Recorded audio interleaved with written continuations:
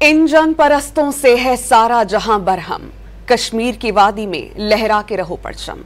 मकबूजा कश्मीर की आज़ादी की खातिर जानों का नजराना देने वालों की याद में आज दुनिया भर में यौम शहदائے कश्मीर मनाया जा रहा है और इस सिलसिले में मकबूजा कश्मीर के मुख्तलिफ इलाकों में रैलियां निकाली जाएंगी। यौम शहदائے कश्मीर के मौके पर लाइन ऑफ कंट्रोल के दोनों तरफ दुआया तकारीब होंगी। 13 जुलाई 1931 में वादी कश्मीर की तारीख का वो स्याह दिन है जब कश्मीर की डोगरा हुकूमत ने श्रीनगर में फायरिंग करके 22 मजलूम कश्मीरी मुसलमानों को शहीद कर दिया था।